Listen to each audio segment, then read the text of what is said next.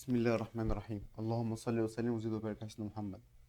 النهارده هنتكلم عن حاجه بسيطه جدا في الفتايس.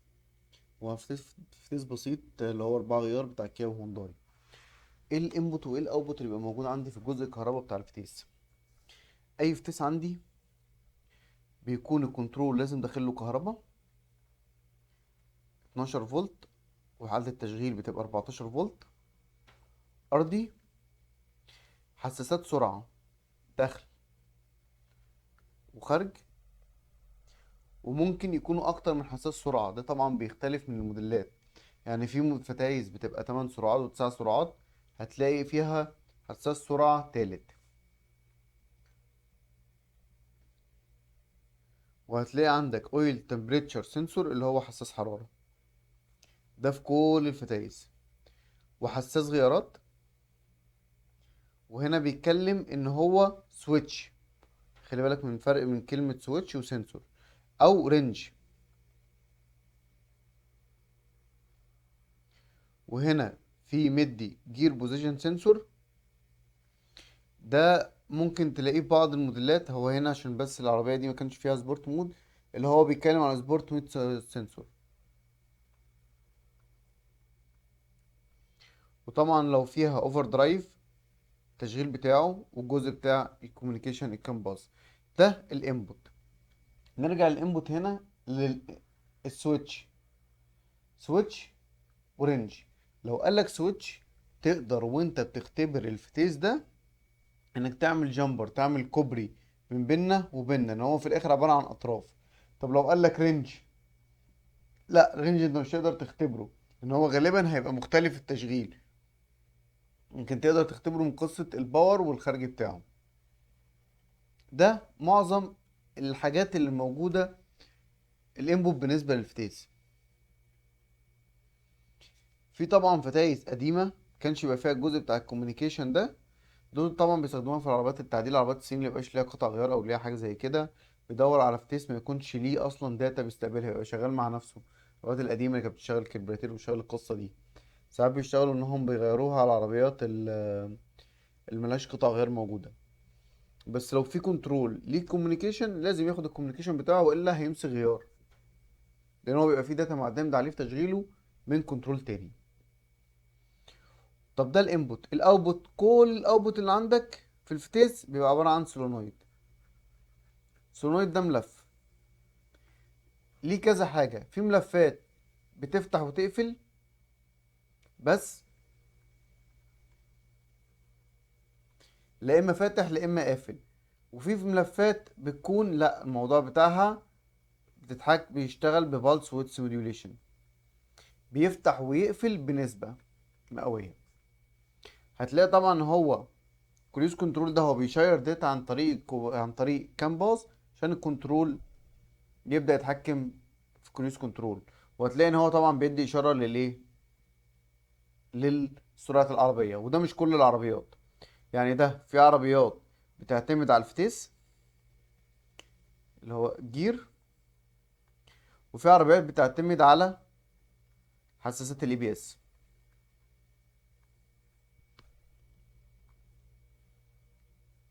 طب تعال نبص هنا بمثال بسيط. انا جات لي عربية مش قارية على الشاشة. لو العربية مش قارية على الشاشة غيارات، اول حاجه بتعملها قبل الكشف وقبل اي حاجه، تبدا تستخدم الداتا ستريم. البيانات اللي معاك اللي موجوده العربيه ايه، دي اكتر حاجه بتساعد معاك في التشخيص وتسهل معاك التشخيص جدا جدا. فانا هنا انا فتحت لقيت كميه الداتا الكتيره دي كلها. طب انا محتاج اعمل ايه؟ انا لو محتاج اراقب سرعه، لو انا عندي مشكله في الفتيس ده في سرعه في اداء، ببص على انجن سبيد، فيكل سبيد سنسور. هنبص على الانبوت سنسور والاوتبوت سنسور. طب انا لو طبعا سليب ريش دي لو عايز اراقب التورك كونفرتر، بس ده نتكلم عليها في حل مره لوحدها. انا لو عايز اراقب الغيارات بتيجي ولا ما بتجيش، اعمل ايه؟ ابص هنا، اختار الجير ريشيو. مش هتفرق معايا كتير بس ممكن تختارها. بس هركز على ايه؟ شيفت بوزيشن، سيلكت ليفر سويتش. هم دول الاساس اللي عندي. دول كده هم الاساس رقم 1 ورقم 2. انا عايز ايه ببص عليه. يعني لو عميل جه بيشتكي معايا انها عنده مشكلة ان العربية دي وهي باردة غياراتها زي الفل، واول ما يمشي بيها شوية تسخن، يبقى انا اول حاجة هبص عليها الاويل تمبريتشر سنسور، واشوف الرينج بتاعه بيكون قد ايه. طب انت لو مش عارف الرينج، بالمنطق اعلى درجة حرارة عندك في تشغيل منظومات المحرك، درجة حرارة التشغيل بتاعته بتبقى من 85 اللي فيها عربيات ل100 في 95 ايا كان المسمى ليها. بس هو لو قرب لدرجة حرارة تشغيل محرك فانت في عندك كده مشكلة. هيشتغل عداها، لا انت هيحصل عندك مشاكل كتير في الفتيس. فانت بتشوف هو العميل بيشتكي من ايه وتبدأ تبص عليه. يعني لو عربية فيها مشكلة في الغيارات وفي النقل، وعايز تعرف العيب فيها ولا عيب في كنترول ولا عيب في ايه ولا في ايه، عايز اعرف هي كنترول فتيس لو لوحده بيستقبل ولا ما بيستقبلش من كنترول المكنه، ولو كنترولين مع بعض وعايز اعرف ان في مشكله في السوفت وير هبص على ايه. ايه هي الداتا اللي بتيجي من كنترول المكنه بتروح لكنترول الفتيس. بص تعالى بقى بص معايا. انجن سبيد، اه. فيكل سبيد سنسور، هو كده كده دايركت ليها في الموديل ده. نمشي نمشي نمشي نمشي نمشي نمشي، جير ريشيو جير ريشيو. اي سي سويتش ده جاي من الفتيس. بريك سويتش ده هيجي للفتيس. بريك سويتش ده هتيجي للفتيس. الانجن تورك هيجي للفتيس. طبعا ستروتل تي بي اس سنسور، العربية دي مانوال، البابا بتاعتها بيجي من الفتيس. فانا هنا خدت كام قراية؟ واحد، بص معايا، واحد اتنين تلاتة اربعة خمسة. لو القرايات دي بتقرا معايا صح على كنترول وانا داخل على كنترول مكنه، وما بتقراش وانا داخل على كنترول فتيس، يبقى انا عندي كده مشكله في الكوميونيكيشن، في حاجه غلط فيهم. طب انا لو هما كنترولين مع بعض نفس العربيه، لا انت عندك كده مشكله في سوفت وير الكنترول ده فيه مشكله. من حاجه بسيطه جدا حللت العيب جاي منين. طيب تعال نكمل خطوات تشخيص. انا ادي عندي هنا كده ادي شكل العصايه بتاعت الغيارات، سواء الموديل ده او الموديل ده مش تفرق، في تسلا 4 غيار. وادي عندي هنا، نرجع كده بص، الفرق بين ده وده ايه؟ لو بصيت هتلاقي ان انت بتقدر تتحكم في الغيار ده موجود في الانترا اتش دي. بص كده معايا، ادي كنترول تي سي ام. هياخد قرايات منين؟ هياخد قرايات من درجة الحرارة بتاعة الزيت، وهياخد قرايات من حساسات السرعة والجزء ده كله.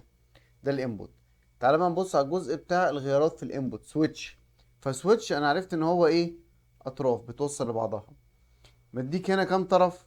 قال لك 10 اطراف. ومديك هنا حاجة جنبها، يبقى انت كده اوتوماتيك عرفت ان في سويتش ايه تاني. بدل مش موجود في الرسمة يبقى ده بره اللعبة خالص، يبقى ده جزء لوحده.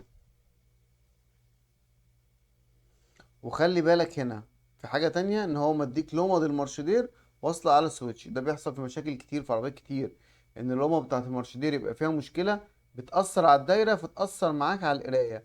تعالى نبص على قراية القرا اهو، نمشي نمشي نمشي واحدة واحدة اهي. فلو لمبة من دي فيها قفلة، فيها شورت، فيها تمليح، فيها كذا مشكلة، وارد انها تأثر معاك في الغيارات. بس ده مش هيظهر غير لما تجيب الار بس. ادي السويتش اهو، ده السويتش اللي كنا بنتكلم عليه بتاع التلات غيارات، واحد اتنين تلاتة. يبقى موجود عند الايه؟ عند الرصاية هنا كده.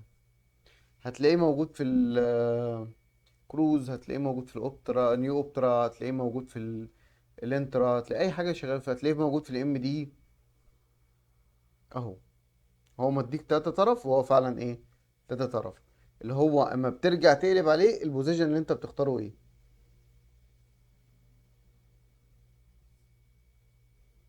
سواء انت مختار الدي ولا مختار التالت. تعالى بقى نرجع لمرجوعنا. انا هستخدم داتا ايه؟ احنا قلنا احنا عايزين نشخص عيب السويتش ده.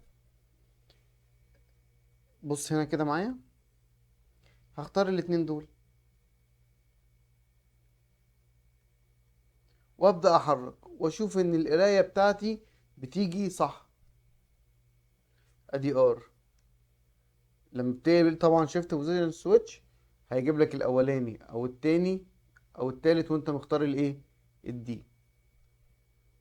طب انا لو عندي عربية مش عايزة تدور، انت لو بصيت على السويتش هنا بداك الغيارات على الجهاز: البي والار والان والدي والاتنين والال. اداك غيارات. شايف كل دول؟ بص كده معايا، هم عبارة عن بنات، دول واصلين دايركت للكنترول. ليه؟ لان انا عندي الخارج اللي واصل للكنترول بين رقم 8. عرفت منين؟ هي المشتركة مع كله. طب هتلاقي بنتين هنا، التسعة والعشرة، مديهم لك انهم منفصلين خالص، يبقى دول بتوع دايرة تانية. دول بتوع المارش اللي انت لازم تبقى جايب بي او الان عشان العربية تدور معاك على الغيارين دول بس. طب افرض العربية عندك بتدور على اي حاجة بل السويتش ده فيه مشكلة او السلكتين دول ملمسين على طول. طب افرض العربية مش عايزة تدور وانت عايز تعرف ان العيب ده جاي من السويتش ولا مش جاي من السويتش. على العربية دي والوايرنج اللي احنا شفناه هتيجي على البن رقم 9 و10 وفك الفيشة بتاعة الضفيرة وتعمل عليهم قفلة. تدور دارت يبقى انت محتاج تغير سويتش، لان هي ملهمش اي داتا على الجهاز. هما حتى في البي والان ليهم داتا، بس انت هنا مفيش خارج رايح للكنترول، فبالتالي انت مش هتشوف المعلومه دي. وادي الاوتبوت سنسور. معظم الفتايز دلوقتي بيكون الاوتبوت سنسور هتلاقيه هول افكت، التايب بتاعه هول. طب ليه هول افكت؟ كان زمان في فتايز كان تشتغل هتلاقيها مغناطيس، الهول افكت مش هتلاقي القصه بتاعت المغناطيس ده. طب ليه هو بيستخدم الهول افكت في الفتايز دلوقتي؟ ببساطه لان المغناطيس بيلم رايش، فكان بيلم رايش على الحساس فهي كانت غلط وكان ممكن يبوظ فتيس. اي بقى حساس بيبقى عباره عن ارضي وكهرباء وسيجنال. في اوقات بيكون الاتنين سلكتين بس، كهرباء وسيجنال. ارضي يعني سلكتين اللي هو كهرباء، والسيجنال، والارضي بيبقى جسم من الحساس.